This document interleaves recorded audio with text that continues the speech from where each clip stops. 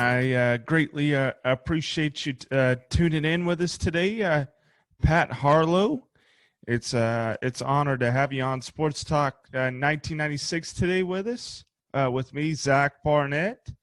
And let's get it rolling with, how did you get involved with football as a kid? Wow. I just grew up watching, as a little kid, watching. I was a big Denver Broncos fan.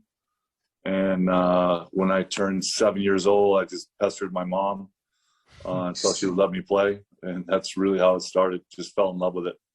Definitely, man.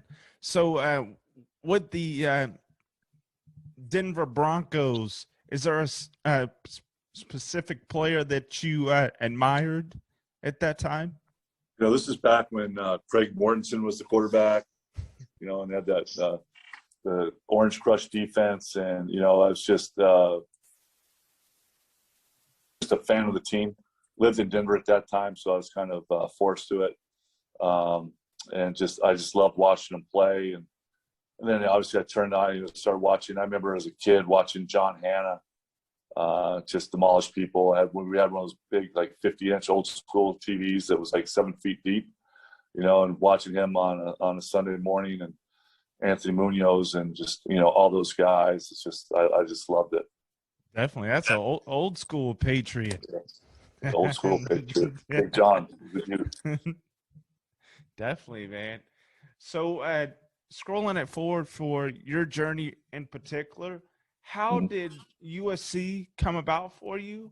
And if there was other colleges involved in the recruiting process for you, which other colleges were on the radar?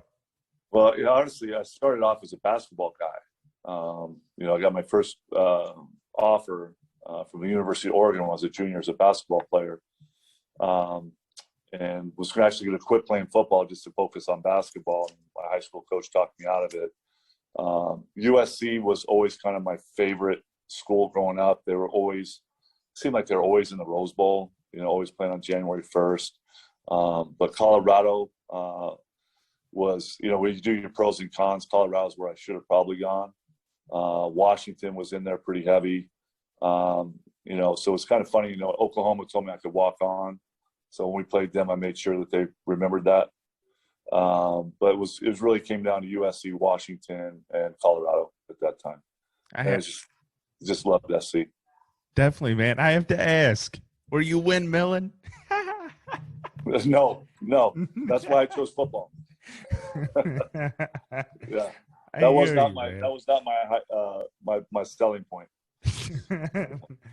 Was it at a 3 in the corner? Well, I'm so old. We didn't have a 3-pointer when I was in high school, but the corner was my shot. If they would have had a 3-point line, it would have helped out. I was kind of a weird player because, I was 6'7", and so in high school, 6'7", usually play center. But I had really good handles, so I'd like bring it up on the press, kind of played that 2-guard, and then we drop down and post up. So I kind of had an inside-outside game. Definitely, man. You can go on today's game. Today's game would fit me a little bit better, probably. Definitely. Other than I still don't have any hops. I hear you.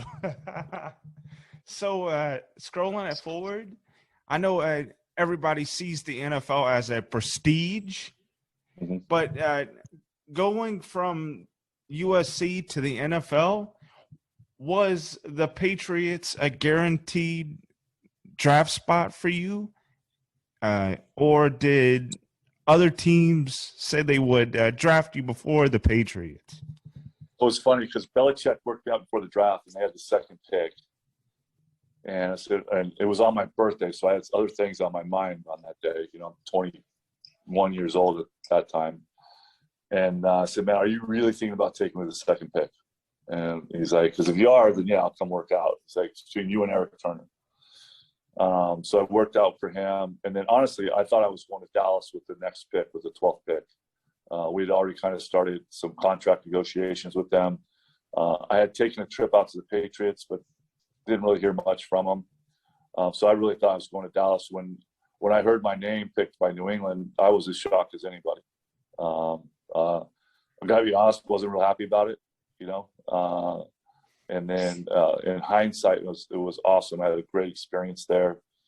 Met some great people. We didn't win a ton of games while I was there till towards the end, and we became competitive again, and kind of what the Patriots are now. That was kind of the turning point. Everybody looks at Belichick, but that really started with Parcells, and then Belichick took it to another level. Definitely, and having that anchor at quarterback in Bledsoe. He was pretty good, man. That's a good man right there. Good man. Yeah. Definitely, man.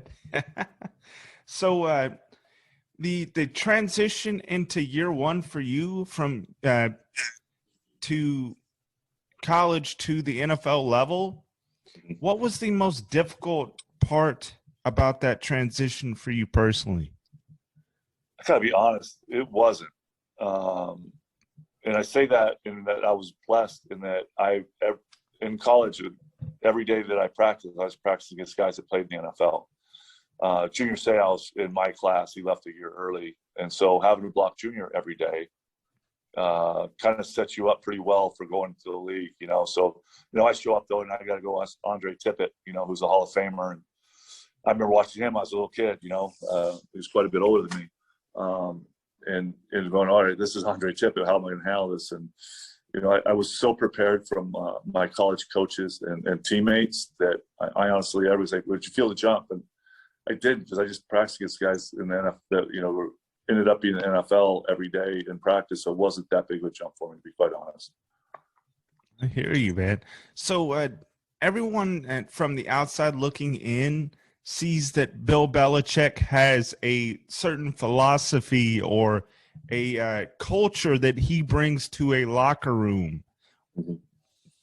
How did Bill Parcells run that Patriot organization? Was it like similar to Bill Belichick? Not having played for Bill, but knowing people that have obviously played with him,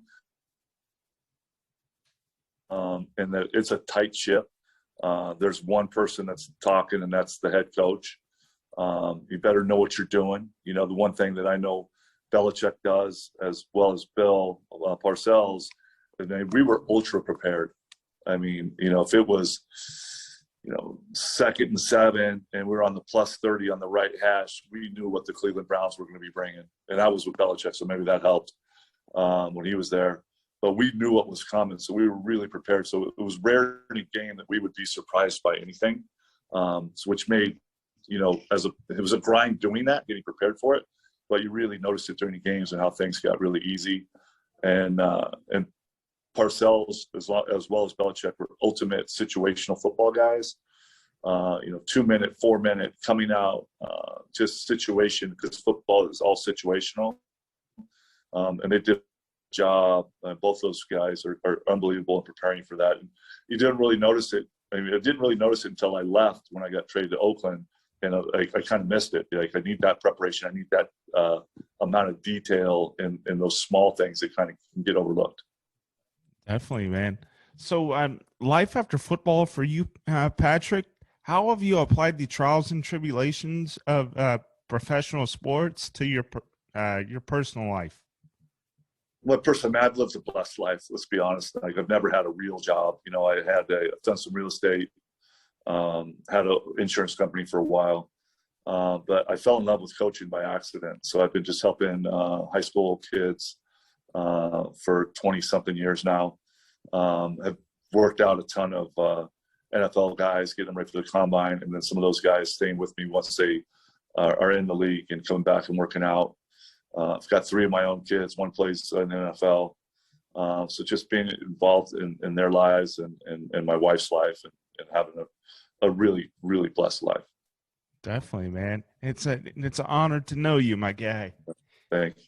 So my next 2 questions are brought to you by B&D Sports Media, Patrick.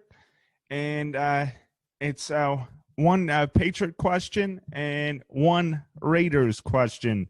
Okay. 2 former teams of yours. With the given talent on the Patriots offensive line this year, how do you think they'll hold up in this upcoming year? I always think the Patriots are going to do well.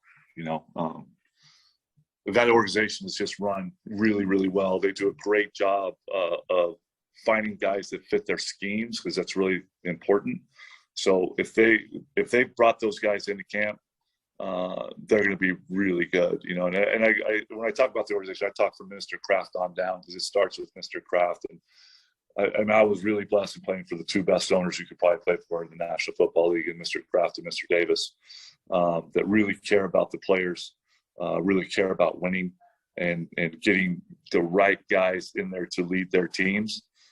So I expect the Patriots to, especially with the kid quarterback with a year under his belt. I mean, he played unbelievable last year, So, another year under his belt, being tutored by, Belichick. They said they don't have an offensive coordinator. Well, somebody's teaching him, right? So, man, I'm never going to count those guys down, but that kid Josh Allen up in Buffalo is pretty damn good. Definitely, man. And they're Super Bowl definitely contenders. Yeah, I would say, and the Patriots are probably looking up at them. Yeah, I would say they're probably looking up at them, but man, I tell you what, those are always great games. You saw the one last year where the kid only threw it 3 times, and I think one was by accident. And that's something you have to really admire about Belichick, man. He's going to figure out. He's so smart. He's going to figure out how to take his pieces and beat you. And that's why I would never count the Patriots out. Definitely. So I don't know if you've seen the interview with Asante Samuels. Him saying that it was all Brady's, and he should get all the flowers for the decade that him and Bill Belichick had with the Patriots. I think that is a marriage that was made in heaven. And Tom's a different cat, right?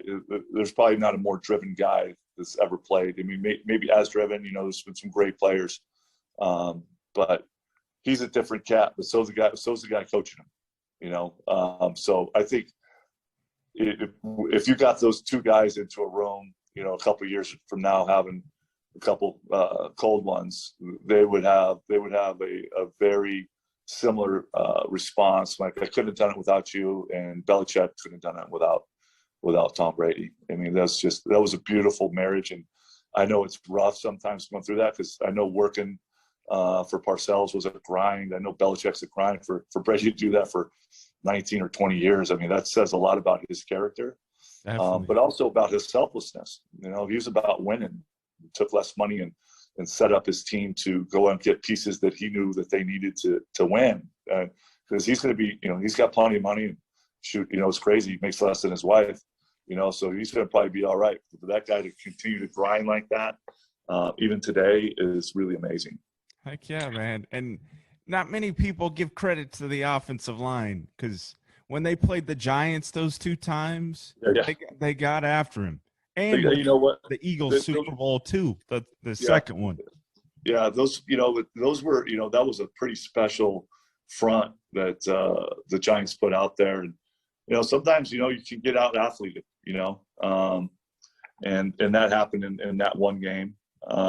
But again, I think they played that Super Bowl 10 times. I think the Patriots won 8 of them, that's, sometimes you just don't have your best day that day. And unfortunately, it's during a Super Bowl, and it gets remembered for a long time. Definitely, man. So with the 2022 Raiders, they recently this offseason picked up Davante Adams. They traded for him. They also picked up Chandler Jones from the Arizona Cardinals. There's a lot of expectations coming into this upcoming year for Derek Carr and crew. So what expectations are there on the Raiders this year? Well, we got a new coach too, which makes things a little bit different. I think, Davante Adams is a freak, and I'm a huge Carr fan. I mean, I don't think that guy gets enough credit. But you add Chandler Jones to the other side with Max Crosby. Defensively, like you can't just slide to Max, right? So you got to take Chandler. And I got to watch Chandler a lot over the last year just because my son's with the Cardinals, so I've really paid attention to him. He's still got enough in the tank to get after it. I think their defensive backs are pretty good. And I think their offensive line is solid. I'm a big Jacobs fan as a running back. You got Darren Waller, you got Davante Adams. I mean, they got a lot of weapons.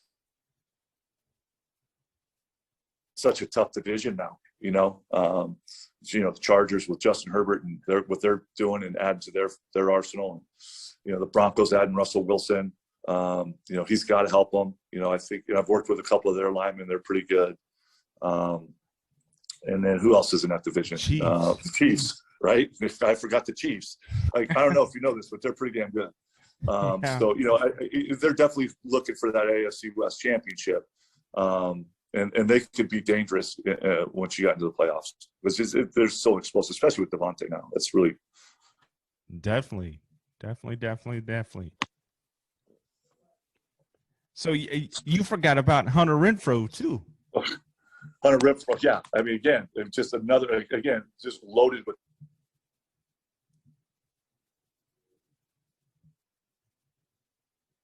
Guy, right? A guy that you can depend on is going to figure out a way to get open, doesn't drop balls, and finds his way to the end zone. I mean, again, it's just another piece to a really good offensive system. Heck yeah, man. So, Patrick Harlow, we'll end this interview on this. Where can my audience find you on social media? That's a great question. I do have an Instagram account. I think it's just Pat_Harlow. And that's really it. I'm not, I'm 53 years old, man. I gotta be honest with you, man. I learned how to text the other day. I can forward stuff now. This Zoom thing's all new to me too. So that's kind of where I can be found, is on Instagram. Definitely. Well, Patrick Harlow, this concludes our interview, my guy, and we'd welcome you on for another one. I appreciate it. Thanks for having me, Zach. Yes, sir.